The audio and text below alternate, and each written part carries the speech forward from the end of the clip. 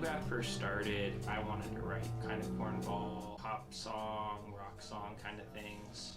We were listening to a lot of like 90s alternative indie stuff, but also like a lot of like new metal stuff too. So we're like, what if we did kind of like metal, hardcore rhythms and stuff, but with like indie rock kind of like songs. So let me know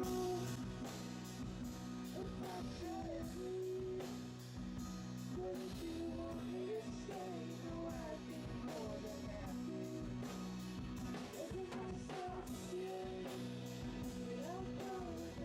I started it with my friend Nick, who's the original drummer, and it started kind of as a him and I like writing together. At the same time, Bijou and I were playing in another band together called Mutual.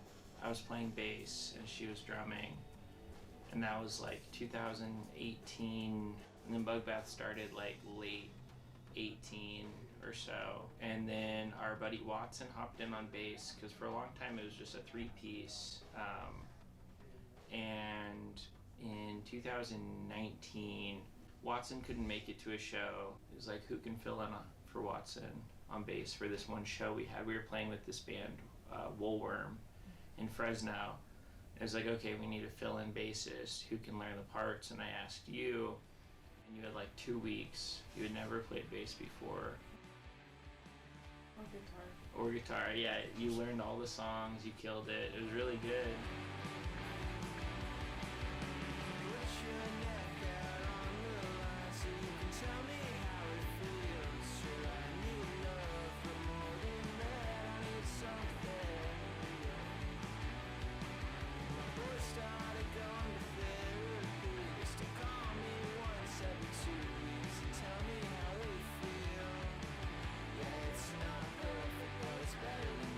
I started piano lessons really young, probably like 5 or something like that.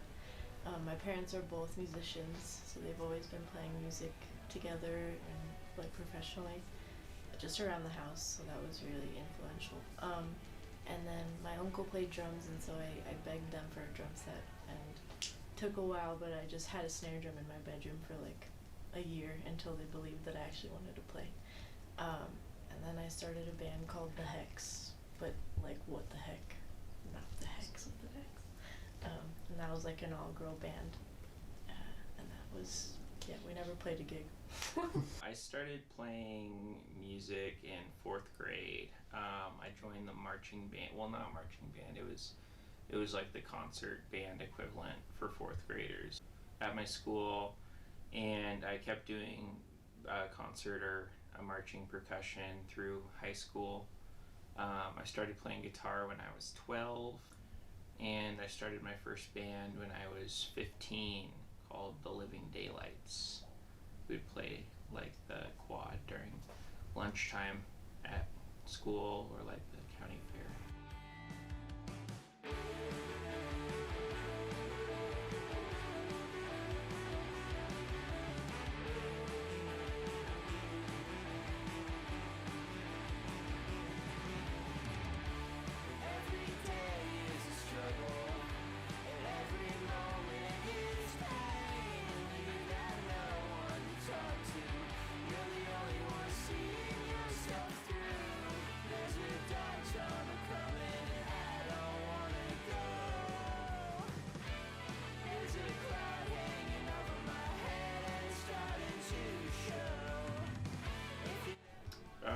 That's kind of a point of contention to a degree. Nick brought it up when we were all over at Shenanigans, I think. I forget what we were doing, but we were just sitting there, and he claims that he came up with it from a commercial that came on. But it just so happens if you're driving to Shenanigans from, say, here, Holland Project, you drive past a car wash called Buggy Bath. He claims that had nothing to do with the name. So it's kind of no one really remembers exactly where it came from. I didn't really make that realization until like maybe a month later, though, and it was like, are we gonna name it after a car wash? At that point, though, it was kind of too late, you know, and it's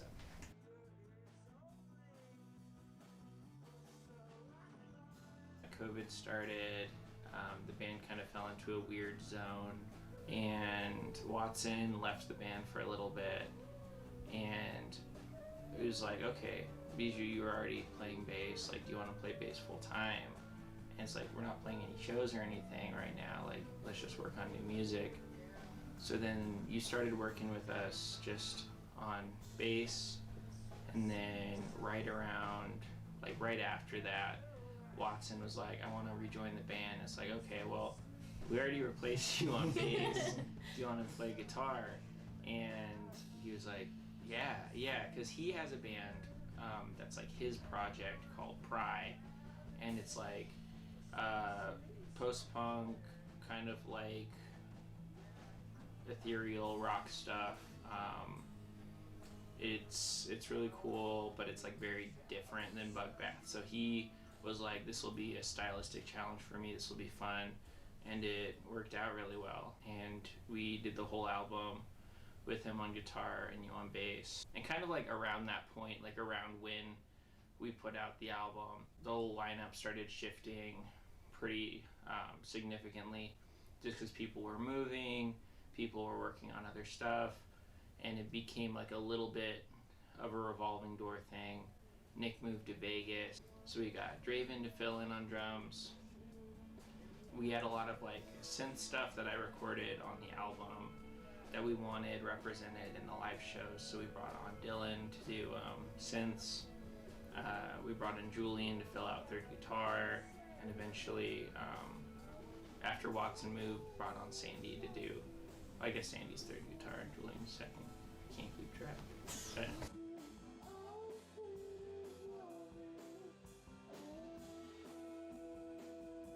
But for me, it's a lot of like 90s indie, alternative, power poppy stuff. Jimmy World influence, a lot of Archers of Loaf, a lot of Teenage Fan Club, Super Drag, Guided by Voices, and I really wanted to make a songwriting driven project with hooks and, you know, big guitar sounds. Like, I wanted to sound like a just massive, loud guitar pop project kind of thing.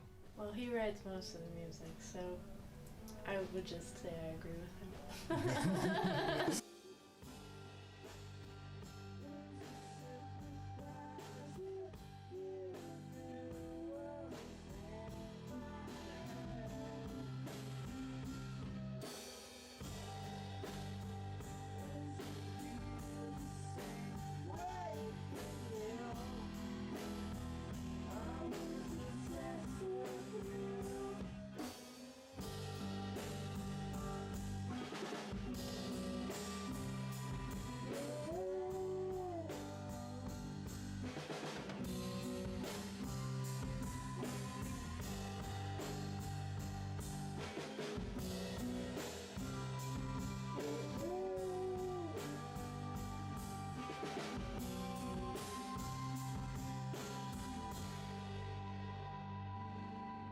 I met Brigdon through music, through the Holland Project, and I moved here from Vegas, so I didn't really know anybody, and I just moved here to pursue like a music degree, so I was like trying to get into the scene, and Brigdon really helped me with all of that, so I think playing music really made our friendship grow.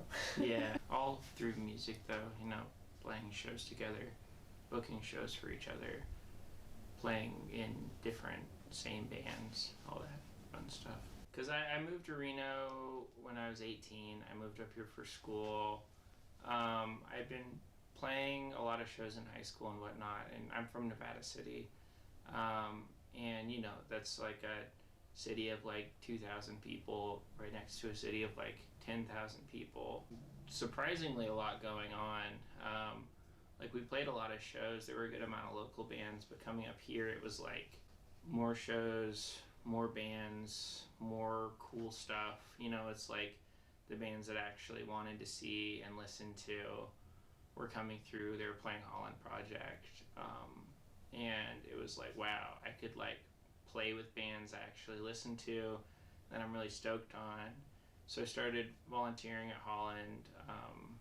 My first band that I made when I moved to Reno, started playing shows at Holland, and it kind of like escalated from there. I love Reno. I think it's really special. I think that it's like small enough that you get kind of like one of everything almost, you know? You don't get a lot of like build up of specific genres. You kind of get like one or two bands that do it really well and kind of stake their claim in a sense, and then other projects will be like, okay, well, what hasn't been done yet? All right, I'm going to go do that now, you know? Which I don't think is the case for a lot of places. I think a lot of places you see a band succeeding and you're like, oh, I'm going to do that, you know? Like, I'm going to do exactly that. But I feel like in Reno, there's a real push to, like, do something different, because if you copy your friends or copy someone you know it's going to be a lot more obvious. I really love the Reno music scene. I think it's super special. I went to school for classical percussion, and so playing in that scene is not as freeing. Obviously, you play the same music over and over and over again. And then I also play jazz drum set. And I think the music scene here compared to Las Vegas, the music is more diverse. I think there's not a lot of like women who play music here, or like at least in the jazz scene. So that really sucks. But everyone really cares about each other, and there's like a really small community will make sure that you feel safe, and I think that's the same for like Holland. I really like the Holland Project as well, because if you want to do something different, you can play a gig here no matter what it is. You can open up for your most favorite band ever. I think that's super special. When I was a younger musician in Vegas, there wasn't a lot of all ages venues, and that's probably why I didn't play gigs until I moved here, really. So I think it's really cool that now there's a lot of houses also in the Reno music scene that you can play gigs at. Over the summer, I accepted a touring job doing sound for this singer, and in doing that, I had to be gone for a lot of these really big shows that I booked a while back, you know. And at first, I think it was kind of like, are we gonna have to cancel these? And then it was like, Bijou, do you want, like, what would you think of just like singing all the songs? Mm-hmm. And you didn't like the idea at first, but then you were down. I still didn't like it, but I did it. Like, Tahoe for Lovers was the best day of my entire life. It was a great experience. I think everyone like really getting together, and like Draven, our drummer, had to learn Brigdon's guitar parts. Oh yeah. And then our original drummer, Nick, came from Las Vegas and learned some new songs that he hadn't played on before. I had to learn all the like lyrics that I don't sing, and we had a whole bunch of new songs we were playing as well. And I think we played another festival a little bit before with our friend Haley, who sings in Absinthe Father. Yeah, the Davis Music Festival. That was the smallest stage I've ever seen in my entire life. I was sweating. But yeah, it was a very amazing experience, and I think sort of everyone learning new parts and getting comfortable with the unknown and trusting each other was a really good bonding experience. And then playing the same stages like Jimmy Eat World and Hawthorne Heights and all of that was so amazing. But yeah, it was a dream come true, and I never thought I would ever do anything like that. But it was extremely scary. It was really nice to have like a different crowd that has never heard us before. Like, we were the only local band, and like walking out into the audience, like people would be like, oh my gosh, can I take your picture with you? I've never heard your band before. Or like, wow, those songs are great. Like whenever we go on tour or something and we play like even just a really small show in a place where no one's heard us before, it's always nice to hear like a reaction from someone who doesn't know who the heck we are. And then playing Holland and like people coming back back and back and back is also a very special thing. The Transylvanian thing is funny because it came up because they recently signed on the band Praying, who we're doing the split with, and then they were like, well, let's just see if Transylvanian wants to put out the split, and they were down, and then the guy who runs it was really sweet, and he was really excited about our stuff, and that label has been around for a while, and they're kind of known as being like a tastemaker independent label for extreme metal, ambient noise, and like otherwise kind of like gnarly stuff. He's been wanting to kind of branch out from that for a second, and that's kind of where Bringing Us On came about. You know, it's, I think, ultimately going to be pretty like low stakes stuff, just limited releases of whatever we've got in the chamber, you know. But up until this point, we've just put all our own stuff out. You know, it's like us, you know, hand cutting like tape covers or whatever, or like printing our own shirts. You know, doing like everything ourselves essentially. And we never really had a need for a label to put stuff out, and I never really wanted to be on a label where we kind of sounded like everything else, you know.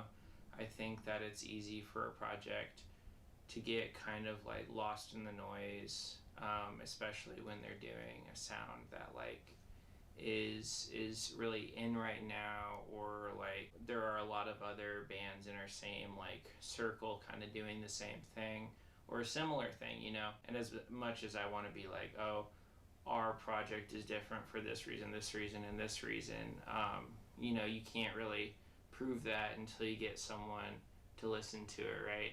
And if you just kind of blend in with the noise, no one's gonna listen to it, which is, it's okay too. Someone who doesn't listen to this stuff at all and really is not involved in our world at all was seeking us out because they really liked our music. It was special to them, and they wanted to support it, which I feel like kind of goes a long way, and it feels really special, you know, and it feels like very different than any other independent label would be, or self-releasing, you know. I think it's also very funny. I think it's very funny to be like an emo rock poppy project on a like extreme metal label. I think it's very funny to me in a positive way. But ultimately I don't think it'll really change much. It's just like a new fun thing. And ultimately to me it's like validation to a degree, you know. It's like someone outside your world stepping in and being like, I believe in this project, and then putting their support behind it.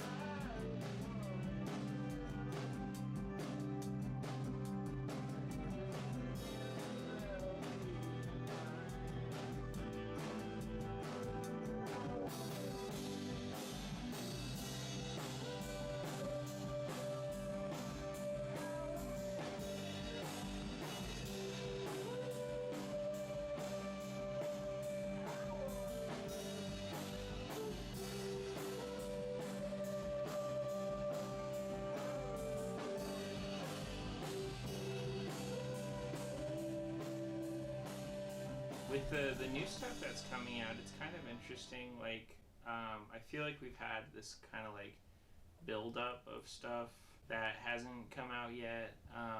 We have a split coming out at some point with our friends Praying from Oakland, who are a really cool band. But that has a cover we did, and then a song that Bijou sang on, the whole thing. Only Bijou singing, really. And then the EP, the first thing we're going to put out with like this current lineup, right? Like everyone that's currently playing in Bugbath is on it. I feel like it's our best stuff yet. There's some of my favorite songs yet. So I'm really excited to put it out. I think it leans a lot more into the more traditional power pop kind of structure stuff, where like on the album we kind of always hinted at it, you know. It was always kind of in there, but with this new stuff it's a lot more on the nose, you know. Like I think that in a sense the songwriting is intentionally a little less nuanced. It's a little more straightforward. I wanted it to feel like a little more cornball-y in a sense, which comes through on some of the songs and not so much others. Draven said that our most emo song yet is on it though. Last time. He said that's our most emo song. Last time was my favorite one.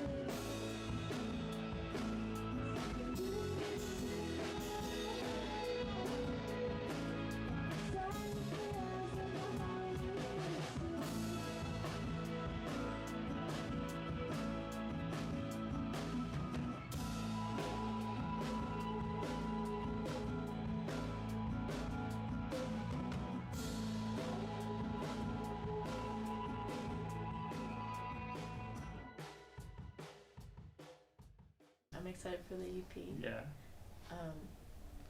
I'm excited to sing a little bit more. And yeah, I think it's going in a different direction, and I think it's super cool that we have people that listen to us that are like willing to listen to like whatever we love to play. That's the kind of crazy part. I feel like this is the first band I've ever played in that's kind of like had its own fans, really, you know? Or, I mean, or at least to this degree, people I don't know at all listen to us, which, like, is, I don't know, really, really special. I think I always get scared of the idea of being like a girlfriends and coworkers band, you know? Like when you play in a band that only your girlfriends and coworkers come out to see. I'm just always so scared of, like, being in that position where, like, people feel like socially obligated to like appreciate your work or whatever, and that happening with no social obligation is like, it's crazy. It's special. It feels really nice. Like every other project, I just want to have fun, you know. I just wanted to play shows. That's like always priority number one, is like we need to write songs so that we can play shows, right? Like that's still kind of priority number one to me. Like it's cool doing all this other stuff. It's cool like doing everything we have done with this band, but ultimately priority number one is still kind of like I want to play shows, you know? I want to play with my friends' bands when they come through town. I want to go to other places when this is a good excuse to do that. I really wanted to, you know, create this specific sound I had in my head. I wanted it to be like a different take on 90s indie alternative slacker, like noise rock stuff. I wanted to like merge all these influences together and create an outlet for my writing. No matter what happens with the project, no matter who's singing in it, no matter whether I'm even like playing in it or not, you know. It's like I just like writing songs and I like playing shows with my friends, you know. Anything outside of that I think is kind of up to each person's interpretation. It means a lot when people do approach me about my writing or my lyrics or whatever, and I think that that's like really meaningful to me, that anyone like cares or notices, you know, or like looks into that, you know. It's like really like, wow, like this is crazy, like thank you, you know. I've never felt like I have something to say and people need to hear it, you know. It's very self-serving, and anything outside of that is like a very cool, meaningful byproduct of that. Just be reminded of Reno and maybe taking away like just the effort that we put into our little intricate parts, because there's so many people on the stage. Like, as long as one person's being looked at, like, that's super cool. I mean, I think another part of it too is like Bugbath is kind of like a revolving door project. Whenever someone can be in it, awesome. Whenever someone can't, you know, that's okay too. We have a lot of people who have like stepped into the project for like short periods of time. People can kind of take from the project that you don't need to like be having like played in bands, a million bands over the years, or like there isn't as big a gap between you and your like musical idols or whatever as you think there might be. Like, you can have a band that is like a revolving door of like people who've played in bands you've been listening to since you were like 18, people who it's their first band ever, people who are playing a new instrument for the first time. I want people to kind of look at us and be like, it's not that hard to do what they're doing. I think to get a gig and to be a good musician is just like you have to show up on time and just be nice. And like believe in your own project. Yeah. I feel like that's kind of a thing that I run into with booking shows or like newer, younger bands the most. It's like, if you believe in the work you're making and you like have a strong vision for it, it doesn't matter what gear you're playing on, it doesn't matter how long you've been playing, like none of that matters. If you're confident in what you're doing, like you're gonna be fine, you know? And there's plenty of people who like play shows that own like thousands and thousands of dollars worth of gear and have been playing for 10 years that like aren't confident in what they're doing, or like don't actually have a hunger or drive to like be on that stage or play shows with other bands. Like there's no camaraderie, and it's like it doesn't matter, you know. It's like we circle back to like girlfriend and coworker bands, you know. It's like, if you don't want to be here, why are you here, you know? Whereas like with younger projects, it's like, if you want to be there bad enough, you absolutely can, you know. And I feel like that's like one of the coolest parts about playing music and playing in DIY bands, is that like as long as you want to be there and as long as you're stoked, like you're gonna be fine, and what you're making is gonna be good, and someone's gonna be excited about it. If you're excited about it, other people will be excited about it, you know. I feel like that's kind of what keeps Bugbath as a project running. Like, we're all friends, we're all hanging out outside of practice. Playing in a band together is always like a fun, exciting thing, and we're always doing stuff that is like fun and exciting to do as a band. And I think the moment that it's no longer fun, or we don't want to be here, we're not going to be, you know. Unless you, No, unless it. you, yeah, yeah.